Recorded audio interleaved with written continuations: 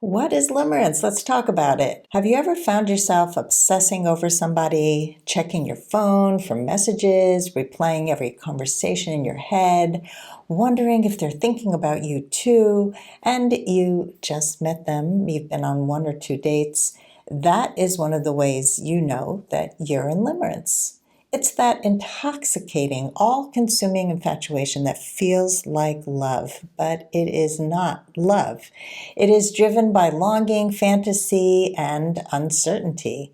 It often shows up after a breakup, when you're yearning for love, during times of loneliness, or when somebody awakens a deep emotional hunger in you that you didn't even know you had. For women over 50, limerence can feel both exhilarating and humiliating. We know better, and yet there we are, stuck in that loop.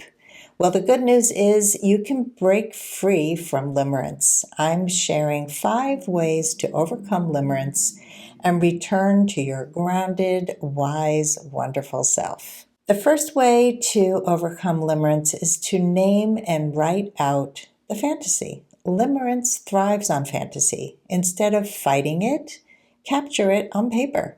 Write down every idealized image that you have built around this person. Then, beside each one, jot down the facts. What is real? You might be writing, he's emotionally available. He seems amazing. And then the reality is he only texts once a week. He's not making dates in advance. Seeing the gap between the fantasy and the reality loosens limerence's grip on you. The second way to overcome limerence is to redirect that dopamine hit. Limerence is a chemical storm. Dopamine, oxytocin, adrenaline, all of those chemicals that make you attached, that make you feel like you're falling in love. The fix is to channel those same feel-good chemicals into something else. What can you do? You can take a dance class, you can hike on a new trail, you can volunteer, you can learn a skill that makes you happy.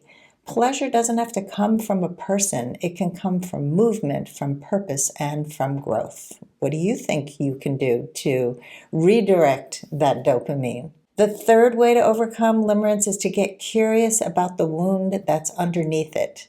Limerence often points to an old emotional wound, like abandonment, invisibility, unworthiness. Ask yourself, what am I really craving? Is it attention? Is it validation, safety, or is it excitement? Healing the root need softens that obsession. The fourth way to overcome limerence is to break the reinforcement loop.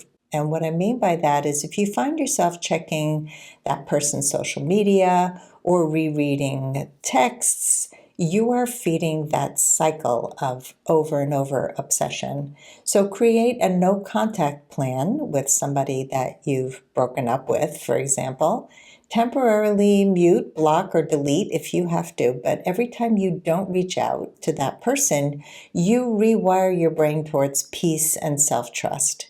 So this is somebody who's not really available, somebody who you're obsessing on. You need to not be obsessing on them by checking their social media and their texts. This will help you to calm your brain and your nervous system. The fifth way to overcome limerence is to anchor into reality with safe connection.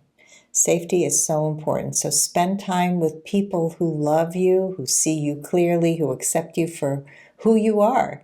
Good friends, trusted family members, even new acquaintances who reflect how wonderful you are back to you. Connection is the antidote to obsession. It reminds you that your worth and vitality do not depend on any one person, especially in a romantic relationship. Limerence can feel like love, but it's really a mirror. It shows you what still needs to heal.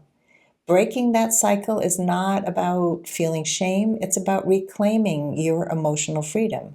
So if you are in the throes of limerence, know that the same intensity that got you hooked on this person can also fuel your healing, your creativity, and your self-discovery.